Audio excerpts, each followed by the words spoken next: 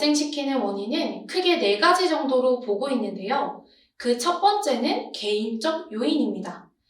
최근 SNS상에 템프로, 성매매 전문업자가 된 사연 등을 아주 아름답게 미화하여 단기간에 돈을 크게 벌 수 있는 하나의 방법으로 광고하는 것들을 쉽사리 볼 수 있습니다. 이런 내용들을 보고 풍족한 생활, 막연한 호기심과 같은 내적 욕구로 유입되어 10대들도 자발적인 의사를 갖고 성매매에 유입되는 것입니다. 이는 10대 성매매 문제뿐만 아니라 청소년 가출과도 연관되어 있기 때문에 문제의 심각성이 매우 깊다고 할 수 있습니다. 두 번째는 가정 요인입니다. 여학생들의 가출 등 비행 실태에 대한 연구를 보면 가족 간의 통합도, 부모의 감독 정도가 낮으면 낮을수록 여학생들의 비행 경험 빈도가 높다고 합니다. 부모의 무관심과 가족 구성원 간의 역기능적인 상호작용은 10대 성매매의 원인이 될 뿐만 아니라 성인 여성의 성매매 진입에도 영향을 준다고 합니다. 세 번째는 왜곡된 성문화입니다.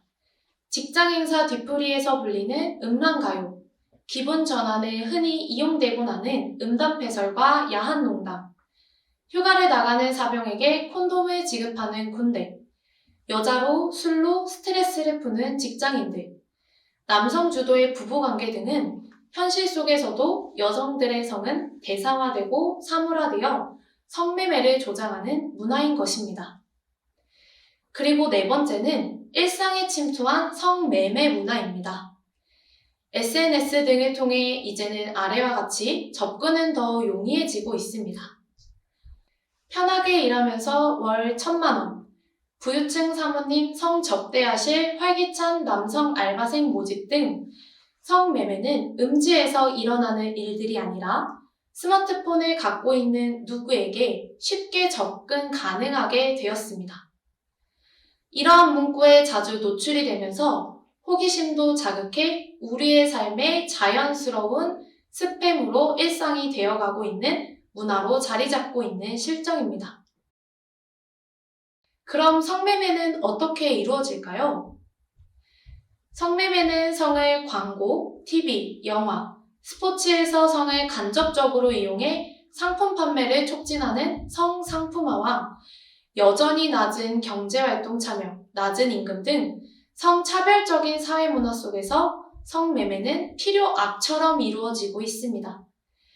대부분의 성매매 여성은 룸살롱, 나이트클럽, 유흥업소, 호텔 등 성산업에 고용되고 선불금의 노예 채무가 발생하기도 합니다.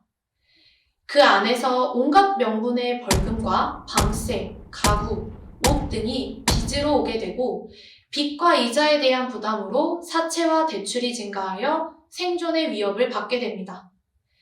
여기에 접대가 관행처럼 이루어지는 문화와 성매매 여성에게 그 책임을 전가하는 잘못된 사회구조 안에서 성매매 여성의 취약성이 가중되어 성매매에서 벗어나기 어렵게 만듭니다. 이러한 사회적 안전망의 부재와 주거의 결핍, 일자리의 부재, 낙인과 편견, 업주의 지속적인 괴롭힘으로 탈주와 자립은 생각하지도 못하는 성매매 여성들. 과연 개인에게 책임을 물을 수 있을까요? 잘못된 사회구조 안에서 만들어진 성매매, 성매매자와 성구매자 간에 일어나는 1대1 거래일까요? 그렇지 않습니다. 성매매는 성매매 알선업자, 성매매 관련 사이트, 채팅 어플, 숙박업소 업주 등에 의해 억압된 여성의 몸을 제공하고 돈을 받아 성적 서비스를 제공하면서 그 안에 소수가 막대한 돈을 벌어들이는 구조로 만들어져 있습니다. 언제 어디서 누구와 어떤 방식으로 왜 성행위를 할 것인가와 같은 성적 자기결정권이 실종된 성매매는 사람을 존엄하게 대하지 않고 돈을 가진 사람이 돈이 필요한 상대방을 지배하고 통제함으로써 쾌락을 얻는 폭력의 일종입니다. 2018년 전주 국제포럼에 참석한 네덜란드 연구자 카리는 성매매가 되는 것은 여성의 권리가 아니고 선택도 아니다라고 말하였습니다. 성매매로부터 자유롭게 되는 것이 여성의 권리라는 것. 우리가 꼭 기억해야 할 것입니다.